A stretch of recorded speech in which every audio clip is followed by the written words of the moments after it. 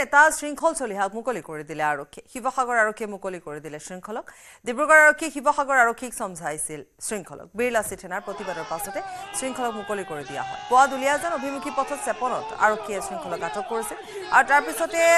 দিনৰ ভাগত যেহেতু আমি কৈছোৱে যে প্ৰতিবাদী কাৰ্যসূচী গ্ৰহণ কৰা হৈছিল আৰু অৱশেষত মুকলি কৰি দিয়া হৈছে কিন্তু মুকলি হোৱাৰ পিছতো শৃংখল চলিহাৰ এটাই কথা যে বহিৰাগতৰ দপদপনি নচলিব অসমত আৰু যিমান পাৰে যেনেধৰণে নহওক তনু শাহীক গ্ৰেপ্তাৰ কৰিব লাগে আৰু শংকৰজ্যোতি বৰুৱাক মুকলি কৰি দিব লাগে এনেধৰণে তেওঁ ওলাই আহিয়ে দাবী কৰিছে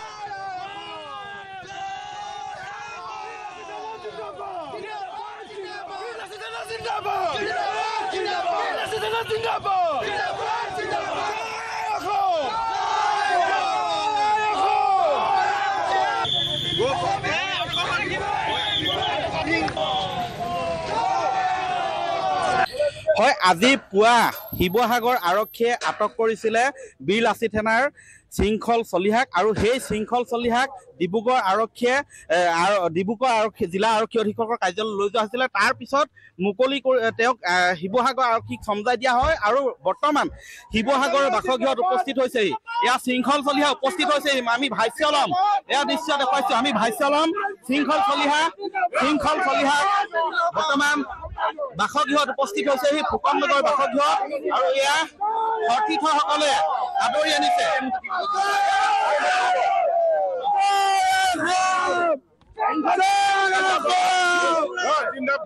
জুচ চলি যাব দেখিছে শৃংখল চলিহা ঘৰত উপস্থিত হোৱাৰ লগে লগে তেওঁক আদৰি আনিছে যুদ্ধ চলি যাব কোনো বহিৰাগত মানুহ কোনো বাংলাদেশী দপদপনিত এতিয়াৰ পৰা খিলঞ্জীয়া মানে মাৰ খাই বহি নাথাকে আৰু দুলিয়াজানবাসীক ধন্যবাদ দিছো দুলিয়াজান স্তব্ধ হৈ গ'ল হাজাৰ হাজাৰ পুলিচ নমাই দুলিয়াজানৰ এখন দোকান খোলাব নোৱাৰিলে এইটো বীৰলাচি থানা বৃহৎ জয় দুলিয়াজানবাসী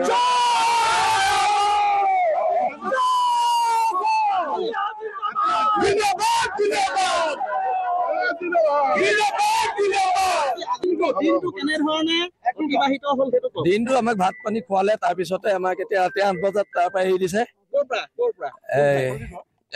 আমাৰ ডিব্ৰুগড় SP অফিচৰ পৰা মোক আহিছে হৰকুমাৰ গগৈ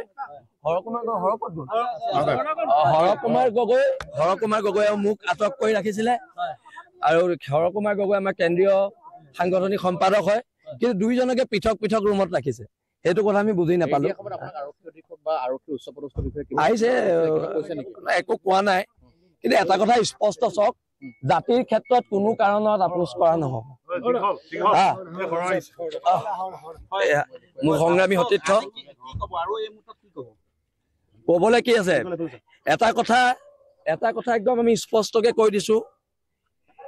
যিজনী মহিলাই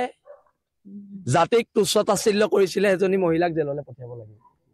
সেইটো স্পষ্টকে আমি কৈ দিছো আৰু কোনো অনাঅসমীয়া মানুহ কোনো বাংলাদেশী মূলৰ মানুহৰ গুণ্ডামি ভণ্ডামি ইয়াত চলিব তেতিয়াহ'লে প্ৰত্যাক্ৰমণ হ'ব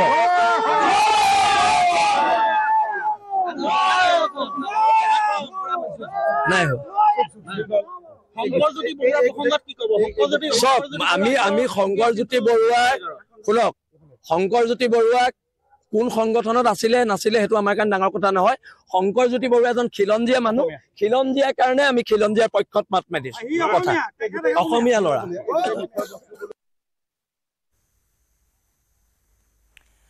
17 মেৰ দিনা